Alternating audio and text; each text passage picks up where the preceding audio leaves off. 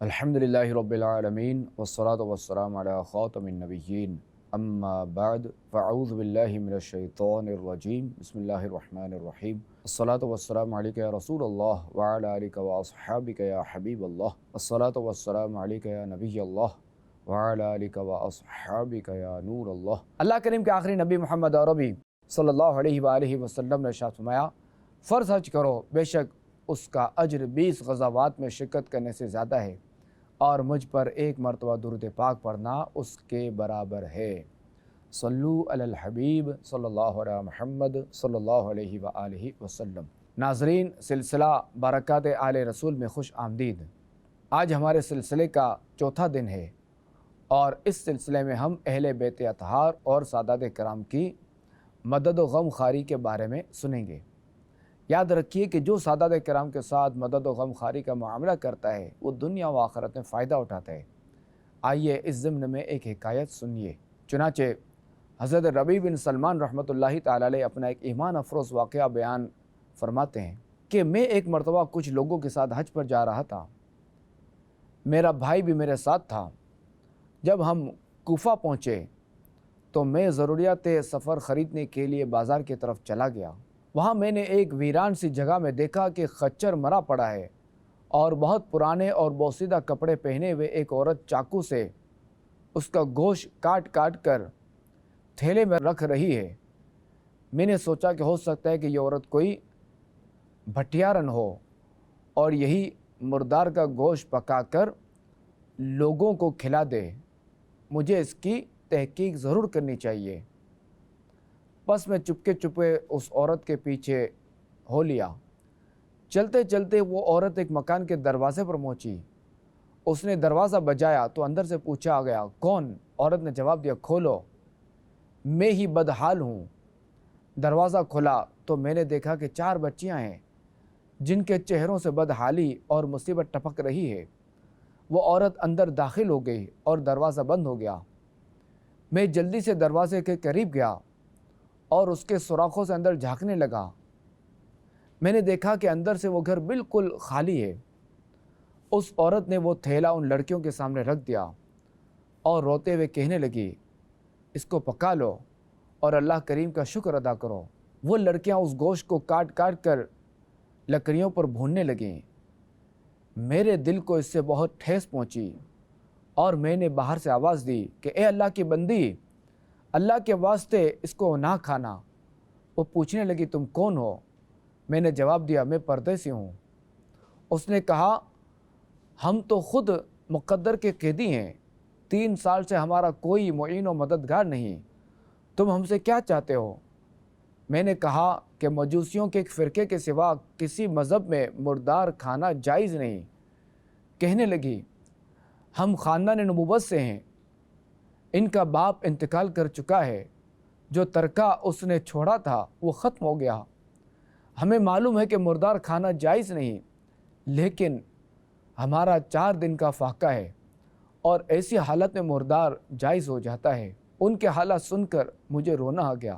میں انہیں انتظار کرنے کا کہہ کر واپس ہوا اور اپنے بھائی سے کہنے لگا کہ میرا ارادہ حج کا نہیں رہا۔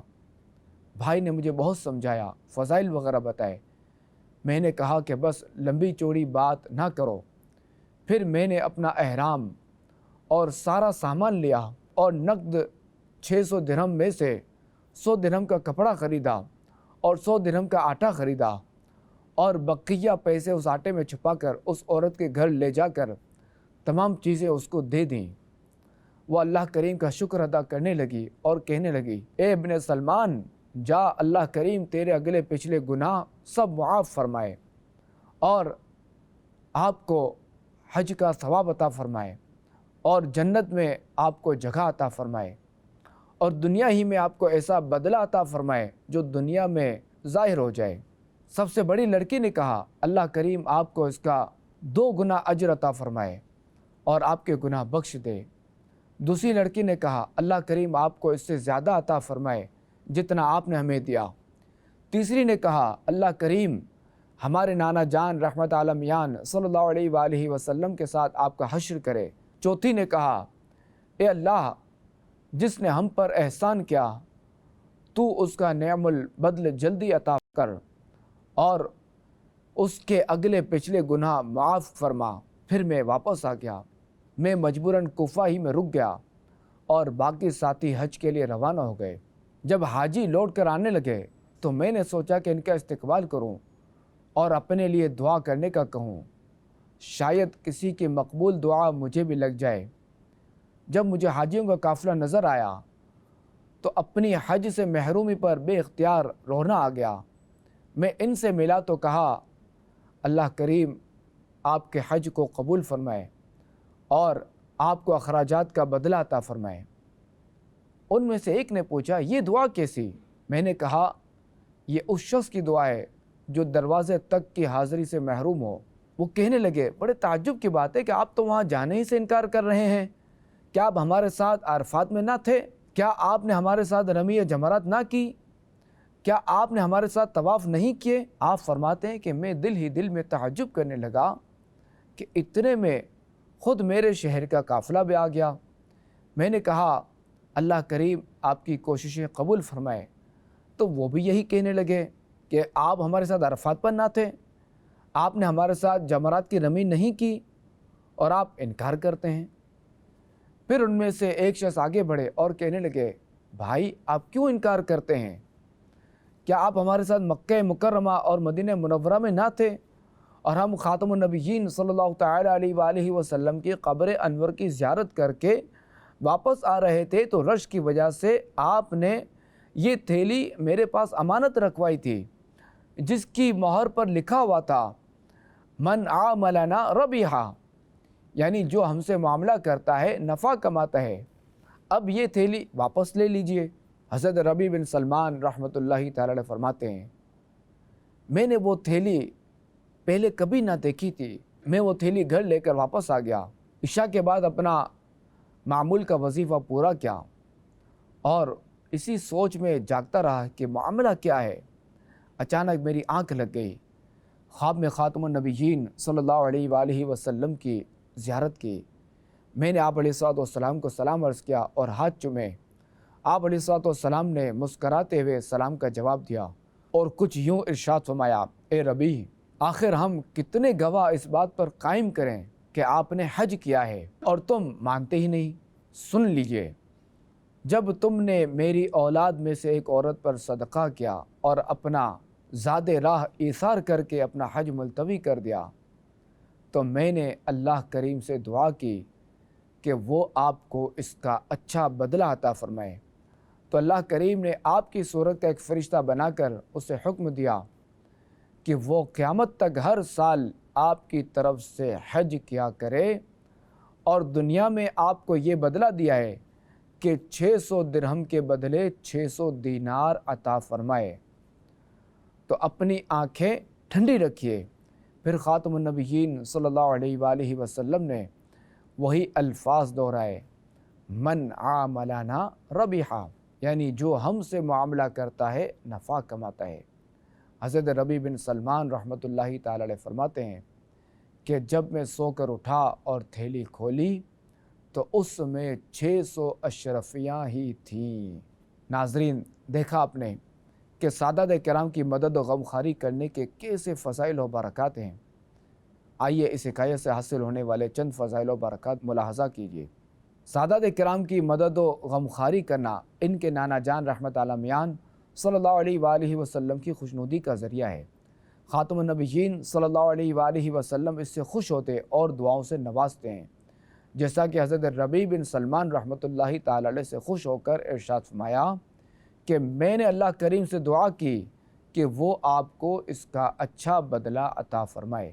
سادات کرام کے ساتھ کی جانے والی مدد و غمخواری کا خاتم النبیین صلی اللہ علیہ وآلہ وسلم کو اللہ کی عطا سے علم ہو جاتا ہے، جیسا کہ خاتم النبیین صلی اللہ علیہ وآلہ وسلم کو اس واقعے کا علم ہوا اور آپ علیہ الصلوۃ والسلام نے خواب میں جلوہ فرما کر حضرت ربیع بن سلمان رحمۃ اللہ تعالی علیہ سے فرمایا، اے ربیع، آخر ہم کتنے گواہ اس بات پر قائم کریں کہ آپ نے حج کیا ہے اور آپ مانتے ہی نہیں۔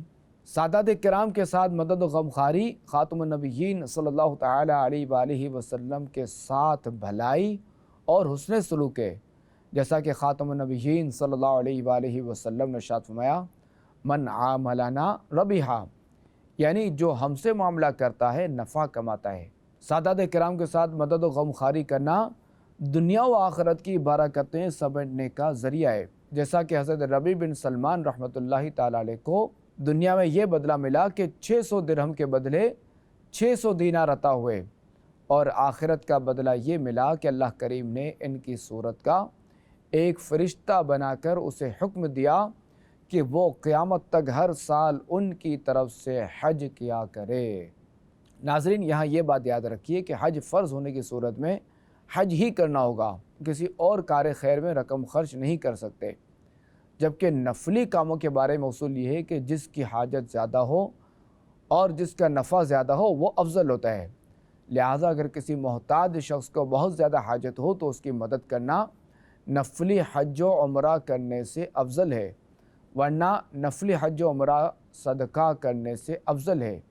یہی وجہ ہے حضرت اکرمہ رضی اللہ تعالیٰ عنہ سے روایت ہے کہ حضرت عبداللہ بن عباس رضی اللہ تعالیٰ عنہما نے فرمایا جب مجھے کسی مسلمان گھرانے کی مہینہ بھر یا ہفتہ بھر یا جتنے دن اللہ کریم چاہے اتنے دن کفالت کرنا نفلی حج کرنے سے زیادہ محبوب ہے، اور میں اپنے کسی مسلمان بھائی کو اللہ کریم کی رضا کے لیے ایک دانق یعنی درہم کے چھٹے حصے کے برابر مال ہدیہ کروں، یہ مجھے اللہ کریم کے راستے میں دینار خرچ کرنے سے زیادہ پسند ہے۔ اللہ کریم ہمیں خوب سادات کرام کی خدمت کرنے کی توفیق عطا فرمائے، آمین بجاہ خاتم النبیین صلی اللہ علیہ وآلہ وسلم۔